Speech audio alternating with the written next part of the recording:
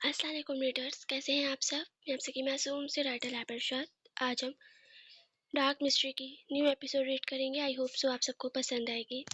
جس نے channel subscribe نہیں کیا وہ جلدی سے کر دیں۔ چلیں یہ ناول اسٹارٹ کرتے ہیں۔ بسم اللہ الرحمن الرحیم۔ ناول ڈارک مسٹری، رائٹر لائبرشاد، پارٹنر ختیجہ، ایپیسوڈ 2۔ ہاشم، بس بہت ہوا، مذاق مت کر یار۔ دیکھ، بہت سی چیزیں مس انڈرسٹینڈنگس ہوتی ہیں اور تمہیں بھی وہی ہوئی ہے، کیوں نہیں سمجھ رہے تم؟ ماس غصے سے بولا تھا۔ ہاں ہوتی ہیں، بالکل ہوتی ہیں، کیوں نہیں ہوتی؟ ہوتی ہیں، انفیکٹ میری تو زندگی ہی مس انڈرسٹینڈنگ ہے۔ ہاشم طنزیہ مسکراہٹ لبوں پر سجائے بولا تھا۔ کتنا ہی درد تھا اس کی آواز میں، کتنی تکلیف تھی اس کے دل میں۔ ہاشم پلیز اسٹاپ اٹ یار، وہ تمہارا بھائی ہے، ان سے بدگمان نہ ہو۔ ماس بالوں میں ہاتھ پھیر کر رہ گیا تھا، اسے سمجھ نہیں آ رہا تھا اسے کیسے سمجھائے۔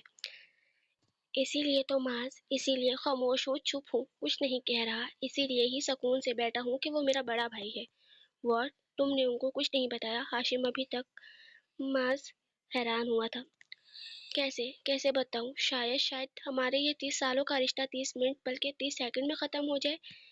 یہ کہتے ہاشم کے دماغ میں ایک سایہ لہرایا تھا، اس کے دماغ میں کہہ کے گونجے تھے۔ تم پاگل ہو گئے ہو ہاشم، ماس بولا تھا۔ فکر مت کرو، خط چھوڑ کر آیا ہوں، ہاشم نے مسکرا کر کہا تھا۔ او مائی گاڈ ہاشم، میں تمہیں کیسے سمجھاؤں؟ کس طرح سے سمجھو گے تم؟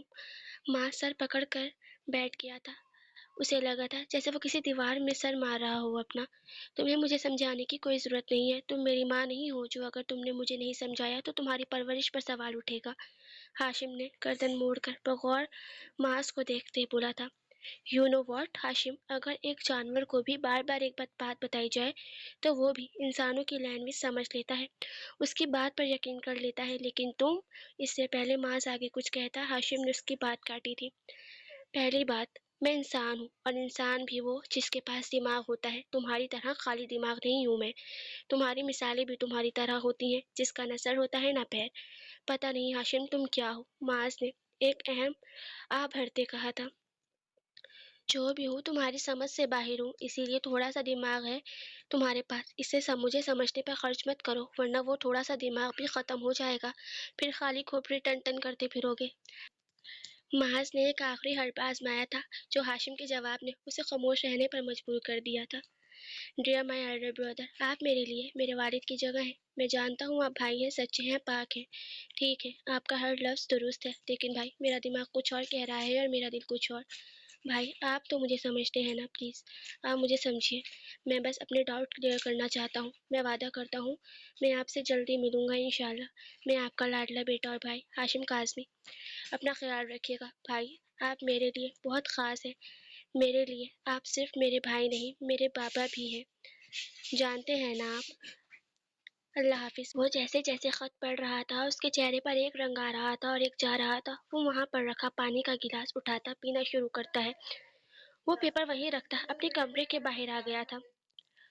کیسی ہے اب یہ لڑکی؟ ڈاکٹر حسن ملک نے پاس کھڑی نرس سے پوچھا تھا۔ سر پہلے سے بہتر ہے، ڈپریشن اور انگزائٹی کی وجہ سے ان کی یہ حالت ہوئی ہے، لگتا ہے بہت گہرا صدمہ لگا ہے ان کو، اور ان کے بیگ سے نیند کی گولیوں کی بھی بہت سی بوتلیں ملی ہیں، جس سے یہ معلوم ہوتا ہے یہ روز نیند کی گولیاں کھاتی ہیں۔ نیند کی گولیاں تو بنا ڈاکٹر کی پرچی کے الاؤ ہی نہیں ہوتی، تو پھر یہ کیسے؟ ڈاکٹر حسن ملک نے ناسمجھی سے بولے تھے۔ سر یہ دیکھیں، ان کے بیگ سے یہ ڈاکٹر کا کارڈ ملا ہے، جس سے یہ معلوم ہوتا ہے کہ یہ خود بھی ڈاکٹر کی ٹریننگ کر رہی ہیں۔ تو پھر وہ کیا ہے جو ہم دیکھ رہے ہیں؟ ڈاکٹر حسن ملک کا اشارہ ماڈلنگ کی طرف تھا۔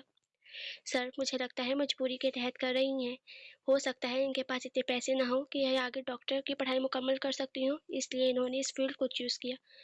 مجھے لگتا ہے تمہیں ڈاکٹر نہیں CID میں ہونا چاہیے، جو معلومات اس کی پولیس کو انویسٹیگیشن کرنی چاہیے تم مجھے پہلے سے بتا رہی ہو۔ ڈاکٹر حسن ملک جھنجھلا کر بولے۔ جی سر، میری خواہش تھی کہ میں ایک CID کی سیکرٹ ایجنٹ بنوں، لیکن ماما بابا کی خواہش تھی ڈاکٹر۔ شٹ اپ مس مہک، جب آپ آ ہی گئی ہیں اس پروفیشن میں تو اس پر دھیان دینا، نہ کہ جاسوسی پر۔ جی سر، سوری سر۔ وہ نظریں جھکا گئی تھی۔ ڈاکٹر اور نرس آپس میں باتیں کر رہے تھے کہ اسے اچانک سے پینک اٹیک آنا شروع ہوئے تھے۔ وہ تیزی سے سانس لے رہی تھی، ڈاکٹر جلدی سے اس کے پاس آتا، اسے نیم بے ہوشی کا انجیکشن دیتا ہے۔ دھیان رکھنا کوئی رپورٹر کوئی نرس ان کے پاس نہ آئے، ان کی حالت ایسی نہیں ہے کہ یہ بات کر سکے کسی سے، اس لیے ان کو سب سے دور رکھنا، ڈاکٹر حسن سختی سے بولے۔ یس سر، اوکے، ان کا کوئی نہیں ہے شاید، ان کی کال لسٹ چیک کی تھی میں نے، اور اس کے سب سے لاسٹ کال ڈائل پر میں نے فون بھی کیا ہے، لیکن بند جا رہا ہے نمبر۔ اس نے واپس اپنی جاسوسی شروع کر دی تھی کہ ڈاکٹر حسن سر نفی میں ہلا کر رہ گئے تھے۔ اوے ہاشم، سن نا، ایک بات پوچھنی ہے، اجازت ہے؟ ایک گہری خاموشی کے بعد ماس کی آواز آئی۔ منع کروں گا تو تم کون سا خاموش ہو جاؤ گے، اس لیے پوچھ لو، ہاشم نے ایک نظر اسے دیکھتے کہا تھا۔ یہ ہمیں کاغان سے مری جانے میں کتنا ٹائم لگتا ہے؟ اس کے سوال پر ہاشم نے حیرانی سے ماس کو دیکھا تھا، جو ایسے آنکھیں پٹپٹا رہا تھا جیسے لڑکی ہو۔ میں تمہیں سڑک ناپنے والا لگتا ہوں یا بنانے والا؟ ہاشم نے سوال پر سوال کیا تھا۔ تو میری بات کا جواب دے، کیونکہ اگر میں بولوں گا تو تجھ سے برداشت نہیں ہوگا، ماس نے ایک آنکھ بند کرتے کہا تھا۔ پتہ نہیں مجھے، ہاشم نے سر نفی میں ہلاتے جواب دیا تھا۔ اچھا، ایک اور بات، شروعات کہاں سے کرنی ہے؟ ماس نے ایک اور سوال کیا تھا۔ ماس، تم خاموش ہو گئی یا نہیں؟ ہاشم نے ماس کو گھوری سے نوازا تھا۔ اگر میں بولوں نہیں تو پھر؟ ماس نے سوال کیا۔ پھر میں تمہیں گاڑی سے نیچے اتار دوں گا۔ او اچھا، سوری، ہو گیا خاموش، ماس ہونٹوں پر انگلی رکھتے بولا تھا۔ لیکن ہاشم، تم بھی تو سمجھو نا یار، یہ نئی جگہ ہے، نئے لوگ ہیں، نہ کوئی عطا ہے، نہ کوئی پتہ، نہ ہی کوئی پلان، نہ ہم نے کسی کو بتایا ہے، ہم کیسے کریں گے یہ سب؟ ماس عادت سے مجبور بول ہی پڑا تھا۔ مجھے نہیں پتا، لیکن میں اتنا جانتا ہوں کہ سچ کا پتہ لگائے بغیر میں یہاں سے نہیں جانے والا، بھلے کچھ بھی ہو جائے۔ ہاشم کہہ رہا تھا کہ ساتھ بیٹھا ماس سا نفی میں سا ہلا کر رہ گیا تھا کہ اتنے میں گاڑی ایک بڑے بنگلے میں جا کر رکی تھی۔ وہ دونوں گاڑی سے اتر کر گھر کے اندر گئے تھے۔ کیا سچ ہے کیا نہیں مجھے نہیں معلوم، میرے لیے دونوں نفوس ہی بہت اہم ہے، بہت قیمتی ہے، مجھے کچھ بھی کر کے سچ کا پتہ لگانا ہے، ہاشم شیشے کے آگے کھڑا کہہ رہا تھا۔ وہ آنکھیں بند کیے لیٹی ہوئی تھی، اسے اچانک ہی اس کی آنکھ کھلی تو اس نے سامنے بیٹھی سلینا کو دیکھا، جو اسے ہی دیکھ رہی تھی۔ وہ واحد تھی جو اس کے ساتھ ہر دم تھی، ہر پل تھی۔ وہ دونوں ہی ایک اچھی دوست تھیں ایک دوسرے کی۔ کشمالہ سلینا کو دیکھ اٹھ کر بیٹھنے لگی، جب سلینا نے جلدی سے اسے دوبارہ سے لٹا دیا۔ پلیز لیٹ جاؤ، تمہاری طبیعت ٹھیک نہیں ہے۔ نہیں، میں ٹھیک ہوں، کشمالہ آہستہ سے بولی۔ نہیں پلیز میرے لیے، سلینا نے التجا کی تھی۔ وہ بھی لیٹ گئی۔ کیا ہوا ہے مجھے بتاؤ، سلینا اس کے پاس بیٹھتی بولی۔ کیا ہم ماضی سے نکل نہیں سکتے؟ کشمالہ کی آنکھیں رونے کی وجہ سے سوجی ہوئی تھی، وہ ایک گہرا سوال پوچھ گئی تھی۔ نکل سکتے ہیں، سلینا نے کہا تھا۔ کیسے؟ اپنا ہر فیصلہ اللہ کے سپرد کر کے، اللہ پر بھروسہ کر کے، خود پر کنٹرول کر کے۔ میں ماضی کو نہیں بھول پا رہی ہوں، جب بھی میں نے سلینا مجھے تکلیف ہوتی ہے، میرا سر پھٹنے لگتا ہے، میں کیا کروں؟ کشمالہ کی آنکھوں سے آنسو واپس جاری ہو گئے تھے۔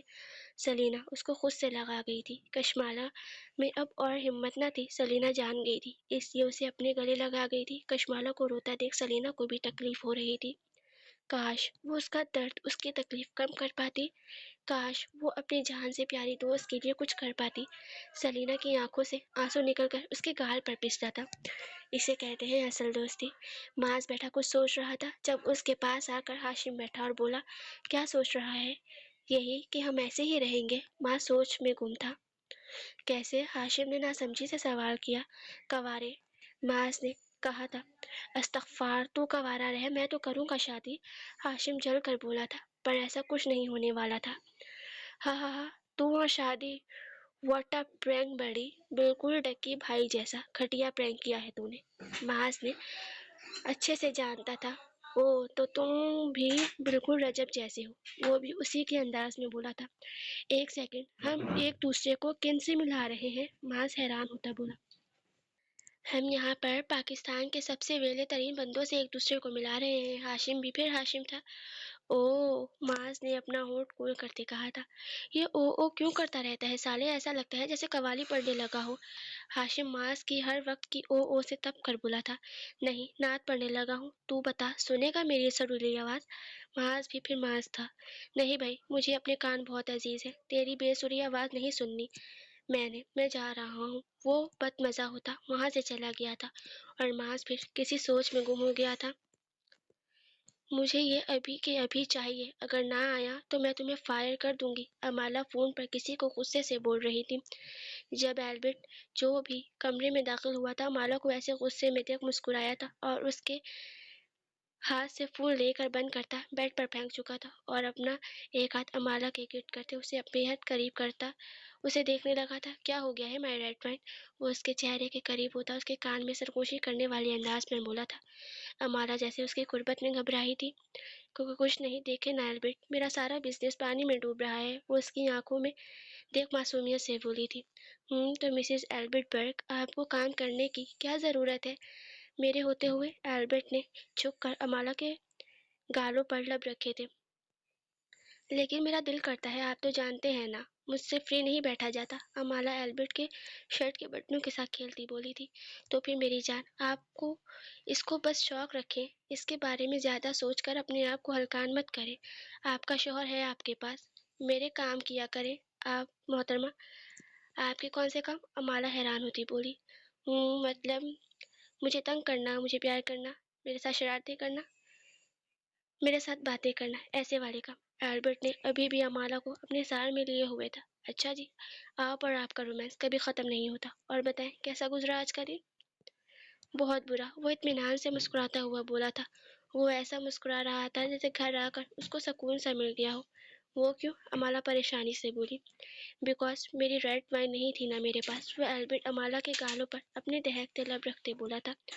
اوہ، تو اتنے آپ رومیو؟ امالا ہنستی تھی جب ایلبرٹ نے اس کی مسکراہٹ کا 1000 بار صدقہ اتارا تھا۔ اسے وہ کتنی عزیز تھی یہ صرف وہی جانتا تھا۔ وہ ماضی میں اپنا سب سے قیمتی انسان کھو بیٹھا تھا اپنی غلطیوں کی وجہ سے۔ آج وہ اپنی بیوی کو نہیں کھونا چاہتا تھا۔ آپ جانتی ہیں آپ کتنی قیمتی ہیں ایلبرٹ برگ کے لیے، اتنی کہ آپ ایلبرٹ برگ کی پوری دنیا بن سکتی ہیں مسز ایلبرٹ برگ۔ ایلبرٹ نے جھک کر امالا کی پیشانی پر لب رکھے تھے جب وہ مسکرا کر اس کے دل کے مقام پر ہونٹ رکھ گئی تھی۔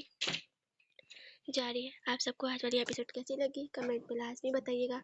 باقی اپنا خیال رکھیے گا۔ اللہ حافظ، ٹاٹا، بائے بائے۔